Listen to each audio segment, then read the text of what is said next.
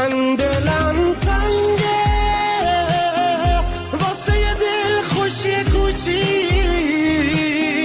واسه یه هم سفر ساده که باهاش بزنم من دلم تنگه واسه اون قیافه باکت، واسه اون کونه بوناکت.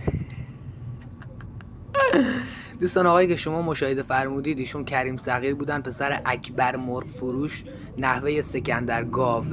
ایشون در سال 1365 به دلیل پاره شدن کاندوم چشم به جهان گشودن و در سن 7 سالگی سرشون به لبه استخر برخورد کرد.